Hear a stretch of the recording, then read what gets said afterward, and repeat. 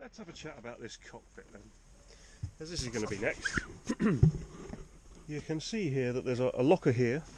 I'll just lift it a bit. There it is, locker there, which goes almost as far as the bridge deck and comes back to just after where the fuel tank starts. And a tiny little locker here, which has enough room for the greaser and a few other bits and pieces in there. They are, of course, unequal, and that really triggers my OCD. I don't like it. I would rather have two equal length cockpit lockers, lazarettes. The reason it's like that is that under there is where the pilot berth used to be. Now there's a chart table just inside that bulkhead there. So this is effectively storage. It's storage that's hard to make the best of, because you can't reach in, you have to crawl in there to get whatever's in there. So it's not very practical.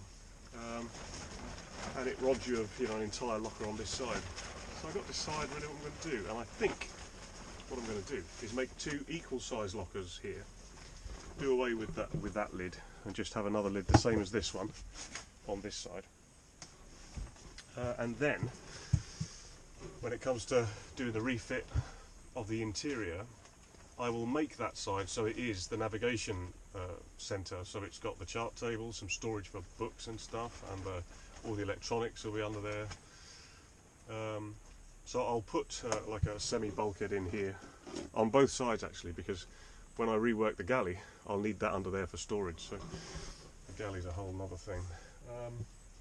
Things I don't like about it then, those cockpit locker lids are just odd. There's one very useful locker, very big, and one that's very small and not really good for much. I feel like it's a little bit of, it's not the most effective use of space, which of course is what boats are all about, isn't it? The other things are, this stuff is very uncomfortable to sit on, and it's strips of hardwood that have been glued and nailed to the top there with, I guess it must have been epoxy, but it's all starting to let go now.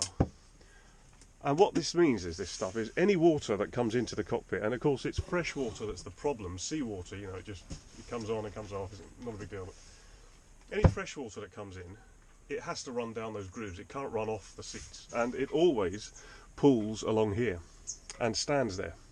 And of course that happens right where you don't want it to happen, which is the joint between the bulkhead here and the seats, which leads into the joints, this nasty joint here, which is three joints that come together. There's the inner part of the coaming, the outer part of the coaming, there's a butt block on the outside that bridges the two, and of course there's the joint between the sides of the cabin and this bulkhead as well. So that's already complicated and unpleasant. So here's what I'm going to do, in the interest of keeping the work down as much as possible. Moving a locker lid, not such a big deal there. I could do that, and what I'll do is remake the locker lids out of a nice bit of sapele, so that they become a feature, a varnished feature. I want a sort of low maintenance finish, or lower maintenance really. I'm then going to fit some micro scuppers in the cockpit here that I've made already at home out of a bit of copper pipe that I stood in a vise, heated up, then rested a ball peen hammer on the open end of the pipe, and then hit that hammer with another one to bell the pipe out a little bit. So I've got two little scuppers there that I can use, and that should go a very long way towards making the boat drier and less damp, and certainly taking away any of the leaks. And all I'll do with the actual cockpit seats then, once I've got all this stuff off, is clean them up, filler them and fair them, protect them with something, and use the same HB hardtop paint that I'm going to use on the cabin top there on the cockpit, and just have the locker lids, the varnished locker lids, as a bit of a feature. That's the plan. I'm going to get cracking now.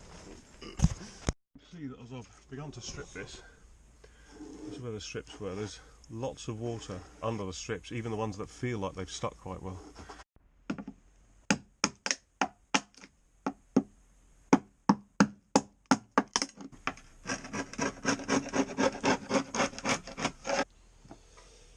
This is the end where the water used to pool the most. It's very wet under these laminates, and they're coming off really easy.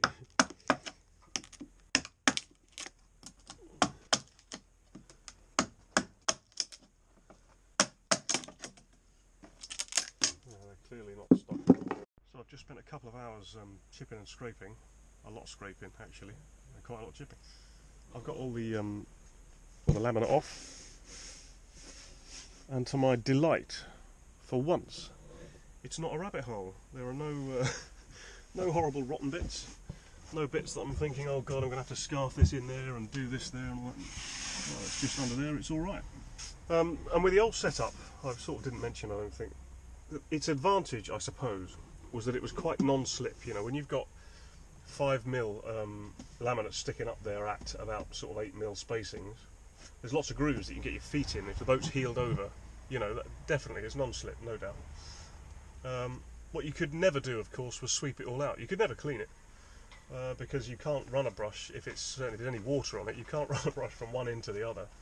You know, to be fair, when it was new it must have looked absolutely lovely, and for a few years it must have been very practical and looked nice and all the rest of it, but it's over now. So, I will continue to clean this up. Tomorrow when I come down, I'll bring some tools with me and cut the hatch slot in there, or the hatch lid, the locker lid, so that I can move ahead, because as soon as I've done that, I'm really not far from just being able to get some paint on it and protect it, and installing my scuppers. I might do that tomorrow as well. So far so good. Well, it's been a couple of weeks since my last update, because here in Cornwall, whilst we get amazing summers a lot of the time, the winter here has been horrendous so far. It's been howling a gale for probably 2 weeks now, and it feels like it's been pouring with rain all day every day for 2 weeks. And when I say pouring, I mean monsoon type rain. Unbelievable, really. Anyway, I've got a few little bits done, and today I'm going to come and do a few little bits more. So I've cut out this locker lid that I mentioned in the last video and secured that one in now, glued it and filleted it. It still needs a bit of fairing, but it's alright. Put the beading in here. I still need to just shape that in so it matches that, but it's in there at least. Nice bit of mahogany beading. That's from the old forehatch that I replaced, a lot of which was rotten, but it is the gift that keeps on giving, that forehatch, because I've got enough mahogany beading out of it to last me probably for the rest of my life. On this side, I've taken the locker lid off. This is sound, but I've got to put some beading in here anyway, so I can put the new sort of scuppers, cockpit lid drains in. So what I've got is some Iroko there, and rather than smash all this out, which is quite destructive and it's sound, you know, sound and solid, what I'll do is just line it with that Iroko, and that'll form the beading and the new sides for the entrance to the cockpit locker there, and I'll be able to screw the cockpit drains, the locker drains, to the new bit of Iroko. It'll look quite nice. So today that's what I'm going to do. I'm going to put those in, and maybe do a bit of fairing in here, and try and get it ready so that I can paint it when I'm down here next. Here, of course, I've installed my my scuppers, my little cockpit scuppers. There they are. There's one, the flared copper pipe. Another one there, and they pop out down there. Perfect. So far so good. There have been no puddles of water in the cockpit since I put those in, so it's a winner, I think. So that's all my beading in and everything covered in epoxy, so I'll be leaving very shortly to give it a chance to go off. I've got my Iroko lining, I suppose you'd call that, in there. And what I'll do is the cabin top, the locker tops will be made of sapele, and this strip I'll replace with sapele, and it'll go right up under there, so that'll take up that gap on that side, and the same thing here, that'll come up to sort of there really, so the drains will go down onto that, and that'll be sorted. God, I've got some tidying up to do, haven't I? Look at the state of it. God, so frustrating when you can't get down here, you know, you have a week where you just plough through things and just you can't believe how fast it's going, and you think, yeah, I'm going to be done in plenty of time, but then 2 weeks of blowing a gale and pouring with rain, God, it's depressing. Anyway, so hopefully the next update I'll be ready to paint. I'll be really getting ahead then, because once there's paint on it, it's protected and I can just kind of relax a little bit. Yeah.